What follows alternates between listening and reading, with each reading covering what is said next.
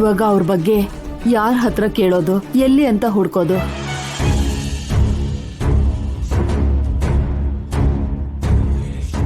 ದೇವ್ರು ದಾರಿ ತೋರಿಸ್ದಾಗೆ ತೋರಿಸಿ ಮತ್ತೆ ಅಡ್ಡಗೋಡೆ ಕಟ್ಟಿದ್ನಲ್ಲ ಅಜ್ಜಿ.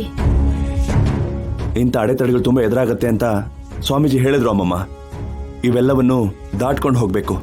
ಯಾವ ದಾರಿನೂ ಇಲ್ದೇ ಇರುವಾಗ ಯಾವ ದಾರಿಲಿ ಹೋಗೋದು?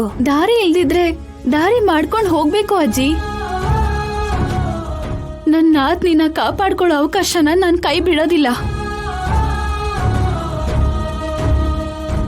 ಇಷ್ಟು ದಿನ ಶಾಪ ವಿಮೋಚನೆ ಇಲ್ಲ ಅನ್ಕೊಂಡಿದ್ವಿ, ಇವಾಗ ಸಿಕ್ತು ಅಲ್ವಾ?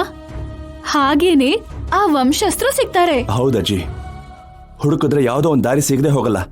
ನಾವು ಪ್ರಯತ್ನ ನಿಲ್ಲಿಸಬಾರ್ದು. ಚಿಕ್ಕ ಕ್ಲೂ ಸಿಕ್ಕಿದ್ರು ಸಾಕು. ಇವಾಗಿರೋ ನೆಟ್ವರ್ಕ್, ಕಮ್ಯುನಿಕೇಶನ್, ಸೋಷಿಯಲ್ ಮೀಡಿಯಾಯಿಂದ ಈಸಿಯಾಗಿ ಅವರನ್ನ ಹುಡುಕ್ಬಹುದು.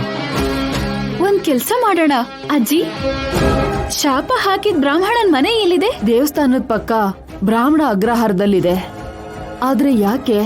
ಆ ಮನೇಲಿ ಹುಡುಕಿದ್ರೆ ಏನಾದ್ರೂ ಆಧಾರ ಸಿಗ್ಬೋದು ಅಜ್ಜಿ. ಕರೆಕ್ಟ್ ದಿವ್ಯಾ. ದೇವಸ್ಥಾನದಲ್ಲಿ ಶಾಪ ವಿಮೋಚನೆ ಸಿಕ್ಕದ ಹಾಗೆ ಅವರ ವಾರಸ್ದಾರರ ಅಡ್ರೆಸ್ ಸಿಗುತ್ತೇನೋ. ಆದ್ರೆ ಆ ಬ್ರಾಹ್ಮಣ ಆತ್ಮಹತ್ಯೆ ಮಾಡ್ಕೊಂಡ ತಕ್ಷಣನೇ ಆ ಮನೆನ ಮುಚ್ಚಿಬಿಟ್ರು ಅಭಿ. ಇಲ್ಲಿವರೆಗೂ ತೆಗ್ದೇ ಇಲ್ಲ. ಹಾಗಾದ್ರೆ ಇನ್ನೂ ಒಳ್ಳೇದೇ ಅಲ್ವಾ ಅಜ್ಜಿ ಅವ್ರೆ? ಮನೇಲಿರೋ ಆಧಾರಗಳೆಲ್ಲ ಇನ್ನೂ ಅಲ್ಲೇ ಇರುತ್ತೆ ಅಲ್ವಾ? ನೀವ್ ಅದ್ರ ಬಗ್ಗೆ ಯೋಚನೆ ಮಾಡ್ತಿದ್ದೀರಾ? ಇಷ್ಟು ದಿನ ಮುಚ್ಚಿರೋ ಆ ಮನೆನ ಇವಾಗ ನಾವು ತೆಗೆದ್ರೆ ಅಗ್ರಹಾರದಲ್ಲಿ ಎಲ್ರಿಗೂ ಅನುಮಾನ ಬರಲ್ವಾ? ಪರವಾಗಿಲ್ಲ ಅಜ್ಜಿ, ನಮ್ಗೆ ಪರಿಹಾರ ಮುಖ್ಯ. ಅದಕ್ಕೆ ಪ್ರಾಣನ ಕಾಪಾಡ್ಕೊಳ್ಳೋದು ಮುಖ್ಯ. ಆದ್ರೂ ನಾವೇನು ತಪ್ಪು ಮಾಡ್ತಿಲ್ವಲ್ಲ ಅಮ್ಮಮ್ಮ. ಆಧಾರಕ್ಕೋಸ್ಕರನೇ ಅಲ್ವಾ ಆ ಮನೆ ಬಾಗ್ಲು ತೆಗಿತಿರೋದು. ಶಾಪ ಹಾಕ್ತವ್ರ ಮನೆನ ಶಾಪಗ್ರಸ್ತರು ಮುಟ್ಟೋದು ಅಷ್ಟು ಒಳ್ಳೇದಲ್ವೇನೋ? ನಡಿಬಾರ್ದೇನಾದ್ರೂ ನಡೆದ್ರೆ?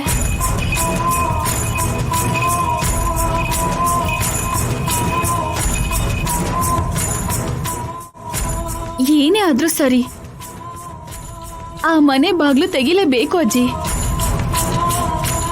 ಶುರುವಾದ ಜಾಗದಲ್ಲೇ ಮುಕ್ತಾಯ ಹಾಡ್ಬೇಕು ಅಂದ್ರೆ ನಾವು ಆ ಮನೆ ಕಾಲಿಡ್ಲೇಬೇಕು.